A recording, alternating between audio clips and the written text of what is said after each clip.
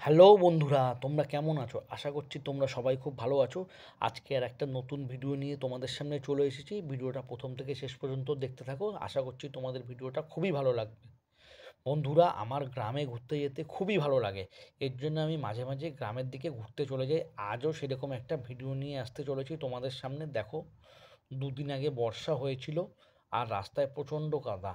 সেই সমস্ত বাধা অতিক্রম করে আমি আর ভাই আজকে বেরিয়ে পড়েছি একটা গ্রামের দিকে যাব ঘুরতে।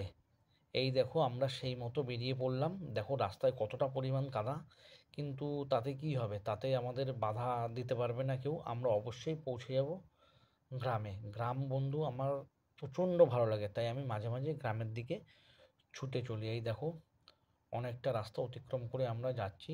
দেখো সাইডে একটা পুকুর আছে, কি সুন্দর, আর দৃশ্যটা দেখতে খুবই ভালো লাগছে।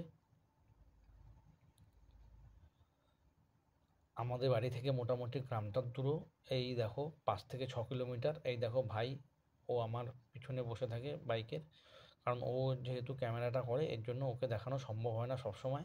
তাও আজকে একটু দেখালাম। তাহলে যেটা বলছিলাম, আমাদের বাড়ি থেকে মোটামুটি গ্রামটার দূরত্ব 5 থেকে 6 কিলোমিটার। আর যেতে সময় লাগবে ওই 15 মিনিট মতো। এই দেখো, গ্রামের কাছাকাছি চলে এসেছি বন্ধুরা। আর একটুখানি গেলেই আমরা গ্রামের প্রবেশ করব। একদমই কাছাকাছি আমরা চলে এসেছি। দেখো,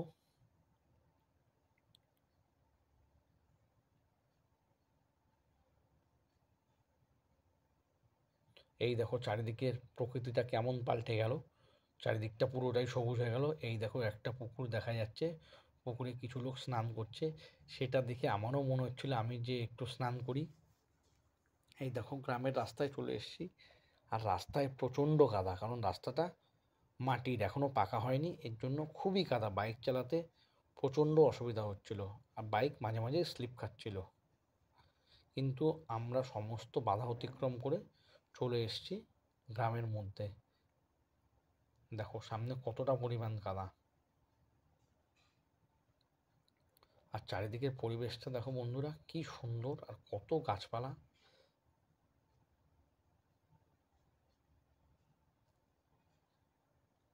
দেখো কতটা পরিমাণে কলা গাছ। এই দেখো ভাই নেমে গেছে, আর আমি সামনে যাচ্ছি, একটু দেখে আসি কতটা পরিমাণ কাদা আছে।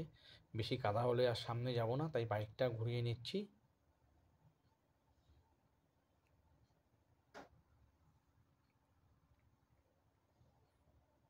বাইকটা ঘুরিয়ে নিলাম।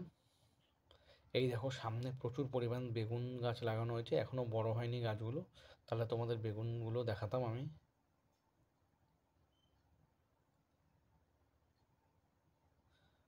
দেখো বন্ধুরা, আমরা তাহলে সামনের দিকে যাচ্ছি। বাইকটা রেখে আমরা মাঠে যাব।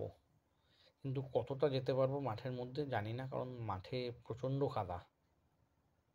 তাও তোমাদের দেখানোর চেষ্টা করব।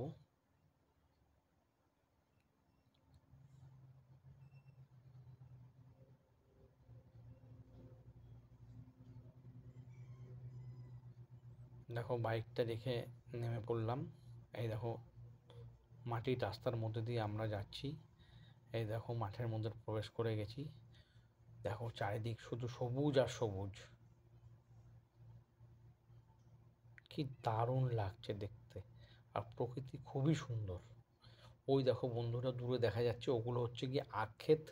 কিন্তু মনে হচ্ছে অত দূর যেতে পারবো না, কারণ প্রচণ্ড কাদা রয়েছে।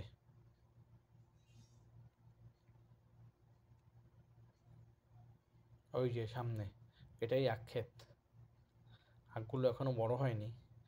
আর আমরা যাচ্ছি আবার অন্য আর একটা দিকে। সামনে কিছুটা আম বাগান দেখা যাচ্ছে, আমরা যাচ্ছি সেদিকে। দেখি আম বাগানে কী কী দেখা যায়, আর তোমাদের কী কী দেখাতে পারি।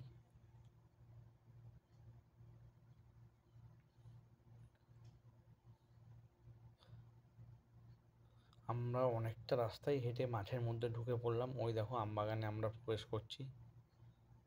দেখি কি আছে আম বাগানে।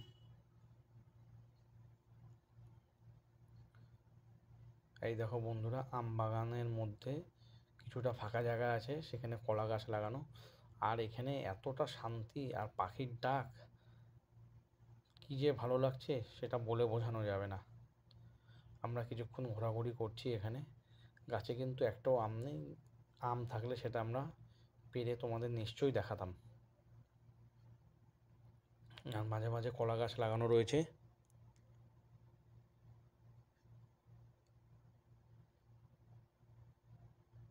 দেখো একটু, তোমাদের একটু চারিদিকটা ঘুরিয়ে দেখাচ্ছি। বন্ধুরা, তাহলে আজকে ভিডিওটা আমি এখানেই শেষ করলাম। দেখো, তোমাদের একটা অপূর্ব আমাদের গ্রামের দৃশ্য দেখালাম। ভিডিওটা তোমাদের কেমন লাগলো তোমরা অবশ্যই জানিও।